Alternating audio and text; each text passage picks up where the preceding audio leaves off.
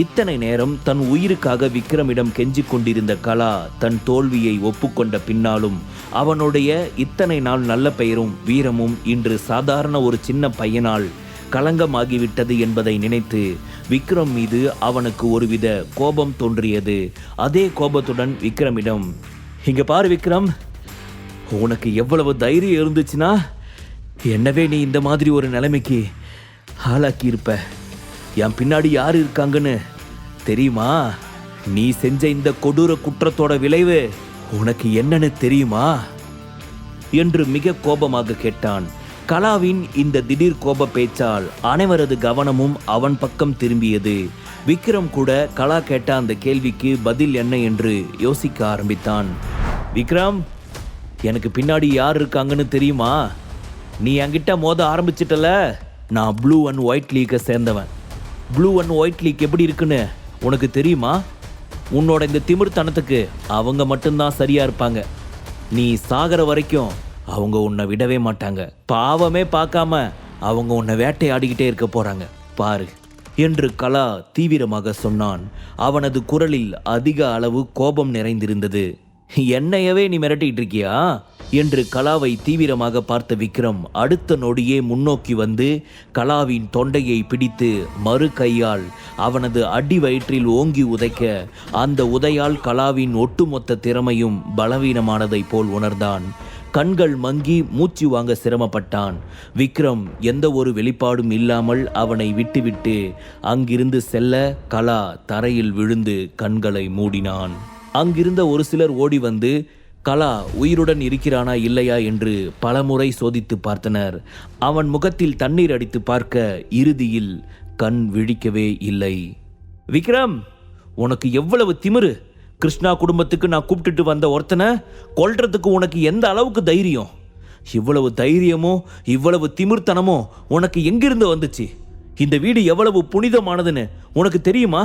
ஆனா நீ அதை கொஞ்சம் கூட பொருட்படுத்தாம இங்க நாங்க கூப்பிட்டுட்டு வந்த எங்க ஆளு கலாவையே கொன்னு இந்த வீட்டை நீ தீட்டாக்கிட்டல என்று கோபத்தில் சொன்ன கரண் ஒரு நிமிஷம் மூச்சை இழுத்துவிட்டு, நிஜமாவே உனக்கு புத்தி இருக்குதா இல்லையா விக்ரம்? நீ நினைச்சா என்ன வேணும்னாலும் பண்ணலாம்னு நினைச்சுக்கிட்டு இருக்கியா? சோமேஸ்வரர் அண்ணா, இங்க நடந்தது எல்லாத்தையும் நீங்களே பார்த்தீங்க. யார் மேல தப்பு இருக்குன்னு நீங்க சொல்லுங்க பாப்போம் என்று சோமேஸ்வரனிடம் நியாயம் கேட்பது போல் கேட்டான் கரண். கிருஷ்ணா குடும்பத்தில் உள்ள மூத்த உறுப்பினர்கள் அனைவருமே கோபமான முகத்துடன் விக்ரமை பார்த்தனர். விக்ரமின் நடத்தை அவர்களின் யூகோவை தூண்டிவிட்டது. மேலும் விக்ரமின் அடையாளம் பற்றி விசேஷமாக எதுவும் சொல்ல வேண்டியதில்லை.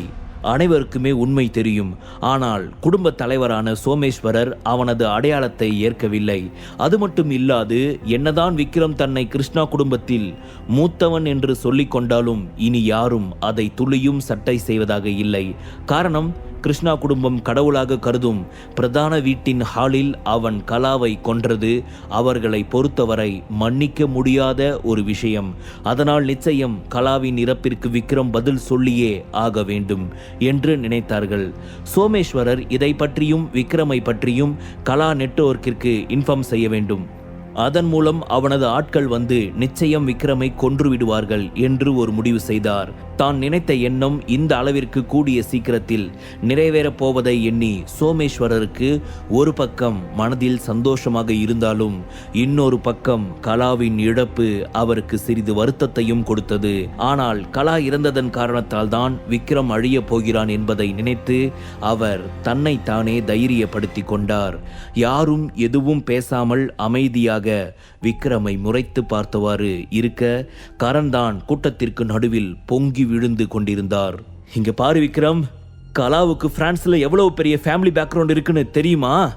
அவர் எத்தனை திறமையான ஆளை உருவாக்கி இருக்காருன்னு தெரியுமா?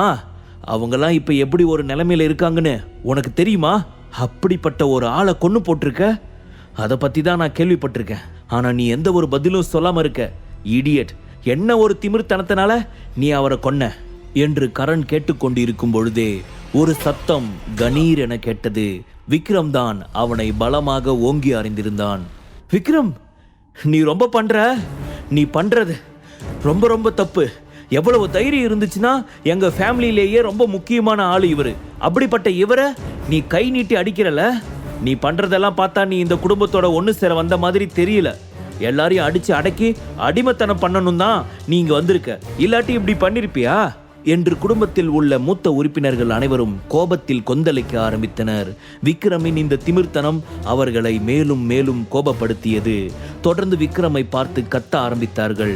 தான் எதற்காக இங்கே வந்தோம் என்பதை பற்றி ஒரு நிமிடம் கூட காது கொடுத்து கேட்க விரும்பாதவர்கள் அவர்களாக ஏதேதோ கற்பனை செய்து கலாவுடன் சண்டையிட வைத்து தேவையில்லாமல் தன் கையாலேயே அவனை சாக வைத்து இன்னும் தனது பேச்சை கேட்காமல் தொடர்ந்து தனது கோபத்தை அதிகப்படுத்தி கொண்டிருப்பவர்களை நினைத்து விக்ரமின் கோபம் இன்னும் அதிகமாகிக் கொண்டேதான் போனது. அது மட்டும் இல்லாமல் தன்னால் தேவையில்லாமல் ஒருவன் இறந்து விட்டதை நினைத்து அவன் மனதில் லேசாக குற்ற உணர்வு தோன்றியது. விக்ரம் எப்பொழுதுமே அவ்வளவு சீக்கிரம் யாரையும் கொன்றுவிட வேண்டும் என்று நினைக்கவே மாட்டான். முடிந்த அளவு அவர்களை தாக்கி ஒன்று அடிபணிய வைப்பான் அல்லது தங்கள் தவறை உணர வைப்பான். இதை தவிர யாரையும் கொல்ல வேண்டும் என்று நினைத்ததே இல்லை. ஆனால் இன்று கிருஷ்ணா வீட்டில் இருக்கும் அனைவரது பேச்சும் கலாவின் மேல் விக்ரமின் கோபத்தை அதிக அளவு தூண்டவே தன்னை மறந்து அவன் கலாவை கொலை செய்து விட்டான். அது அவனுக்கு மிகப்பெரிய குற்ற உணர்வாக இருந்தது. இதற்கெல்லாம் காரணம் இந்த வீட்டு பெரியவர்கள்தான். அவர்கள்தான் பேச்சால் அவனை கோபப்படுத்தினார்கள். அதே சமயம் கலாவும் தன்னிடம் திமிராக பேசவும் அந்த கோபத்தை அடக்கிக் கொள்ளவும் முடியாமல் எப்பொழுதும் போல் விக்ரம் அவனை தாக்கினான். ஆனால் தன்னுள் இருக்கும் திறமையையும் கலாவின் வயதான தோற்றமும் கலாவின் உயிரை காவு வாங்கியது என்பதை நினைத்தவனுக்கு அங்கிருந்த அனைவர் மீதும் கோபம் வரவே அருகில் இருந்த ஒரு மர நாற்காலி ஒன்றை எடுத்து கோபமாக தரையில் ஓங்கி போட அந்த நாற்காலி சுக்கு நூறாக உடைந்தது. அந்த மர நாற்காலியின் துண்டுகள் அங்கே அமர்ந்திருந்த கிருஷ்ணா குடும்பத்தினர் அனைவர் மீதும் விழுந்தது. இதனால் அங்கிருந்த அனைவருக்குமே உடல் ஆங்காங்கே சிறிது கீறலுடன் காயங்கள் ஏற்பட்டது. எதுக்காக நான் இங்க வந்திருக்கேன்னு யாருமே ஒரு வார்த்தை கூட கேட்க தயாரா இல்லல. நீங்களா ஏதேதோ கற்பனை பண்ணிக்கிட்டு உங்க இஷ்டத்துக்கு ஏதேதோ பேசிக்கிட்டு இப்ப என்ன ஒருத்தனை கொலை பண்ண வச்சிட்டீங்கள. நான் ஆரம்பத்துல உங்ககிட்ட கேட்ட கேள்வி என்ன, அஜயோட பேரண்ட்ஸ்க்கு என்னாச்சு, அவங்கள யாரு கொன்னதுன்னு தானே கேட்டேன். ஆனா அதுக்கான பதில இப்ப வரைக்கும் யாருமே சொல்லல. நீங்களா உங்க இஷ்டத்துக்கு கற்பனை பண்ணிக்கிட்டு என்னை அட்டாக் பண்ண ஒரு ஆளை ரெடி பண்ணி அவனை என் கையால சாக வச்சிட்டீங்க. இதுக்கெல்லாம் நிச்சயமா நீங்க அனுபவிக்க போறீங்க பாருங்க என்று சொல்லி கோபமாக அவர்கள் அனைவரையும் முறைத்தான். பார்க்க அவனது அந்த பார்வை அங்கிருந்த அனைவரையுமே நடுங்க செய்தது. பயத்தினால் அவனது பார்வையை நேருக்கு நேர் சந்திக்க இயலாதவர்கள் தலையை கீழே குனிந்து கொண்டனர். மேல் மூச்சு கீழ் மூச்சு வாங்கியவாறு தனது கோபத்தை கண்ட்ரோல் செய்தவன் சோமேஸ்வரரை பார்த்து கோபம் நிறைந்த குரலோடு, சுந்தர் கிருஷ்ணா தாத்தா எங்க, அவரை நான் பார்க்கணும், இம்மீடியட்டா வர சொல்லு என்று கோபமாக கத்தினான். ஆனால் சோமேஸ்வரனோ அவனது இந்த கோபத்தை கண்டு பயந்தாள். தன்னுடைய ராஜ வாழ்க்கை தடைபட்டு விடும், தான் பயப்படக்கூடாது, தனக்குள் எப்பொழுதும் ஒருவித தைரியத்தை வைத்து கொண்டே இருக்க வேண்டும் என்று முடிவு செய்தவன் போல் சிறிது கராரான குரலில், உனக்கு இப்ப என்ன, சுந்தர் கிருஷ்ணாவை பார்க்கணும் அவ்வளவுதானே? அவருக்கு உடம்பு சரியில்லை, அதனால அவரை நான் வெளியில அழைச்சிட்டு வர முடியாது. நீ வேணா உள்ளவா, நான் உன்னை அவர்கிட்ட கூப்பிட்டுட்டு போறேன் என்று சொன்னார். அவன் சொன்னதை கேட்டு ஏதோ யோசித்தவன் சரி என்பது போல் தலையசைத்தான். கிருஷ்ணா குடும்பத்தினர் தனக்கு எதிராக ஏதோ செய்கிறார்கள் என்று அவனுக்கு தெரிகிறது. ஆனால் அது என்ன என்றுதான் அவனுக்கு புரியவில்லை. நிச்சயம் எப்படியும் தெரிந்து கொள்ள வேண்டும் என்று ஒரு முடிவு செய்தான். கிருஷ்ணா ஃபேமிலியை பொறுத்தவரை சுந்தர் கிருஷ்ணா தாத்தாவை தவிர அங்கு இருக்கும் அனைவருமே நயவஞ்சகர்கள் என்பது விக்ரமிற்கு தெளிவாக புரிந்தது.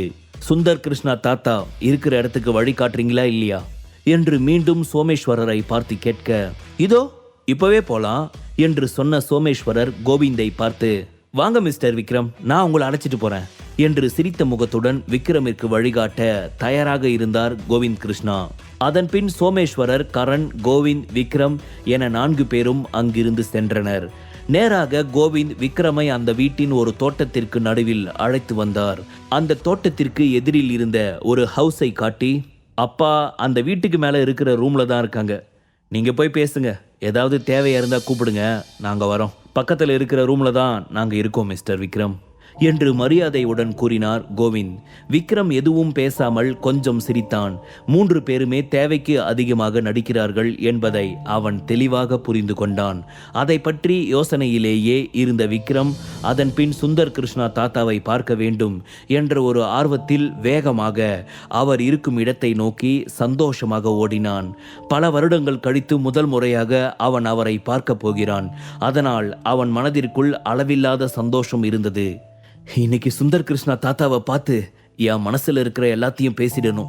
அது மட்டும் இல்லாம அவர் என்கிட்ட என்ன சொல்லணும்னு நினைச்சாரோ அதை நான் தெரிஞ்சுக்கணும். ஒருவேளை அவர் ஏதாவது ரொம்ப பெரிய ஆபத்துல இருந்தாருன்னா அவரை நான் நிச்சயம் காப்பாத்தியே ஆகணும். சப்போஸ் அவர் ரொம்ப மோசமான நிலைமையில இருந்து அந்த நிலைமைக்கு இவங்க தான் காரணம்னு தெரிஞ்சிச்சுன்னா அவங்கள நான் உயிரோடவே விட மாட்டேன். எனக்கு அவரு அந்த அளவுக்கு ரொம்ப முக்கியம் என்று நினைத்தவாறே விக்ரம் அதிக அளவு ஆர்வத்துடன் அங்கிருந்து ஓட அவன் எதிர்பார்க்காத சமயம் திடீரென கருப்பு உடையில் வந்த 2 நபர்கள் விக்ரமை கத்தியால் குத்தினர். இது அனைத்தும் அவன் எதிர்பாராத சமயம் திடீரென மின்னல் வேகத்தில் நடந்திருந்தது.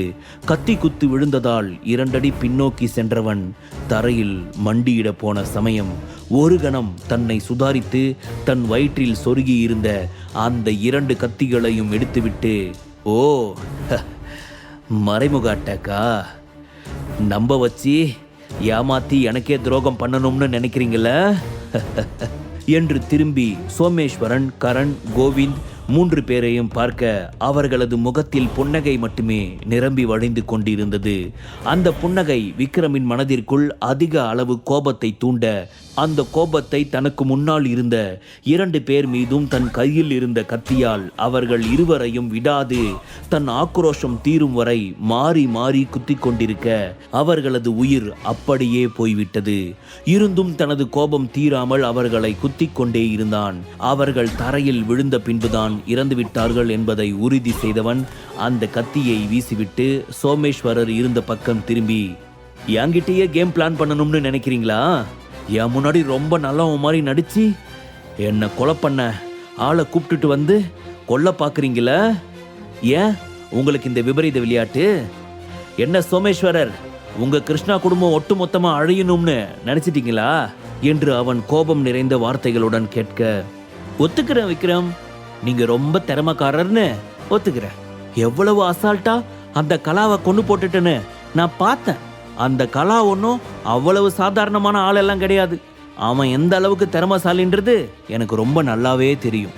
உன் திறமையை பத்தி முழுசா தெரிஞ்சு வச்சிருந்த நான் தான் உன்னை கொல்றதுக்காக அந்த கலா தான் சரியான ஆளுன்னு அவரை இங்கே கூட்டிட்டு வந்தேன். ஆனா அப்படிப்பட்ட கலாவையே நீ கொன்னுட்ட. அதுக்கப்புறம் இப்போ உன்னை இவங்க 2 பேரும் கத்தியால குத்தியும் அவங்களையும் விடாம நீ காலி பண்ணிட்ட. இதை வச்சு நீ எந்த அளவுக்கு திறமைக்காரன்னு புரியுது. ஆனாலும் எனக்கு உன்னை கொல்லாம இருக்க முடியல. ஏன்னா உன் மேல எனக்கு அந்த அளவுக்கு வெறி அதிகம். நிச்சயமா நீ செத்துதான் ஆகணும் என்று சொன்னவன் தன் பார்வையை அந்த தோட்டம் முழுவதும் சுற்றி முற்றிலும் சுழல விட உடனே தோட்டத்தின் புதருக்குள் ஆங்காங்கே ஒளிந்திருந்த பிளாக் பவர் டீமின் இன்னும் நிறைய பேர் அங்கிருந்து காக்கை கூட்டம் போல ஓடி வர ஆரம்பித்தனர். சுந்தர் கிருஷ்ணா இருப்பதாக சொன்ன அந்த வீட்டிற்குள்ளே இருந்து நிறைய பேர் கையில் துப்பாக்கியுடன் ஓடி வந்தனர். அவர்கள் அனைவரும் விக்ரமை சூழ ஆரம்பித்தனர். குட் ஜாப், பக்காவா பிளான் பண்ணியிருக்கீங்க போல என்று அங்கிருந்த அனைவரையுமே சுற்றி முற்றி பார்த்தவாறு தன் இதழ் ஓரத்தில் புன்னகை ஒன்றை உதித்தான் விக்ரம். அவன் எவ்வளவுதான் சிரித்து தன்னை தைரியமானவன் என்று காட்டிக்கொள்ள நினைத்தாலும் அவன் உடலில் இருந்த வலி அதற்கு தடை செய்ய ஆரம்பித்தது. அந்த 2 பேரும் கத்தியை வைத்து குத்தியதில் அவன் வயிற்றில் லேசாக வலி ஏற்பட ஆரம்பித்தது. கண்களில் கண்ணீர் தேங்கி கண் மங்களாகவும் தோன்ற ஆரம்பித்தது. அதே சமயம் பிளாக் பவர் டீமின் அனைவரும் தங்கள் கையில் ஆயுதங்களுடன் விக்ரமை நெருங்கிக் கொண்டே இருந்தனர். முழு கதையையும் கேட்டு மகிழ பாக்கெட் FM ஆப்பை டவுன்லோட் செய்யுங்கள். லிங்க் டிஸ்கிரிப்ஷனில் கொடுக்கப்பட்டுள்ளது.